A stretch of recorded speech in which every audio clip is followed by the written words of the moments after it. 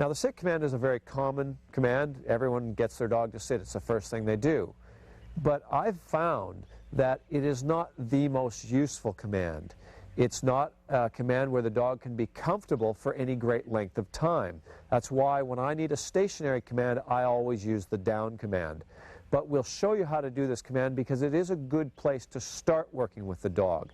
When we've discussed the down command, we've mentioned that it is a submissive position. When two dogs fight, one lies on the ground, they're giving up control, whereas sit is not a means of communication between the dogs. So it's not as challenging for the dog as far as control goes. It's easier to get them to do this.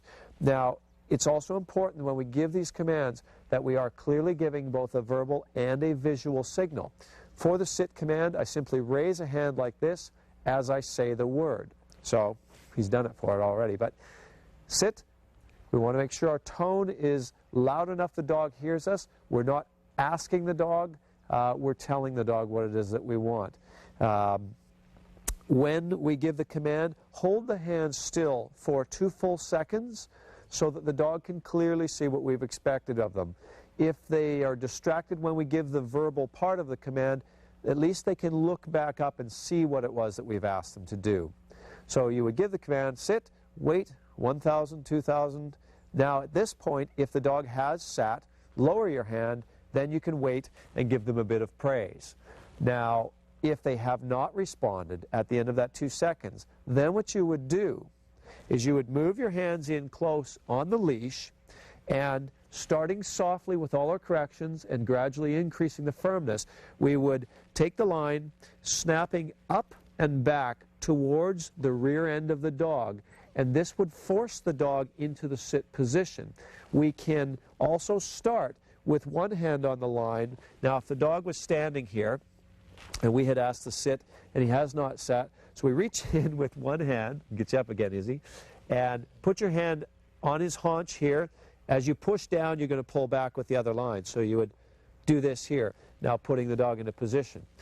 Start off again softly, just encouraging the dog into the spot. Then each time that you're not getting a response, increase the firmness gradually. Always be ready to praise the dog when they do the right thing, and making sure that the dog maintains that sit position until you let them out of it. The only way to allow the dog out of the position is on your first step away. As your foot hits the ground, you will clap your hands and you will say the word okay nice and loud and continue to move away. Body language is important at this point when we're releasing the dog because they will follow us if we keep moving. If we simply stand here and go, okay, our body is saying stay, but our words are saying go. We've got to drive forward and show the dog exactly what we want. So it would be like this. Okay. And we continue to move. Now at this point, once we've taken our few steps away, then we can give the dog better praise at this point than they received while they were sitting. When the dog initially sits for us, sit. Don't get all excited and instantly dump a bunch of praise on the dog. Keep yourself in control. Wait for a moment. Let them just think about what's happened, building patience in the dog. Then, good boy. Just a small bit of acknowledgement. If we give them all the praise in the world to start with, they're not working towards anything. And again, we don't need treats for this. Their reward is the praise that they get. And then we release them again. Okay. Good boy. Atta guy. Good boy. Atta boy. Atta guy. Oh, yeah. And that's about it. It's not, again, a very tough command to do. Go through it a few times every day, and a couple of days you'll have a decent sit command. Are you a good boy, Izzy? Yeah, yeah, yeah. And one more thought about the giving of commands is that it's not necessary to give the dog's name each time before you give a command. We don't have to go Izzy sit, Izzy down, Izzy come.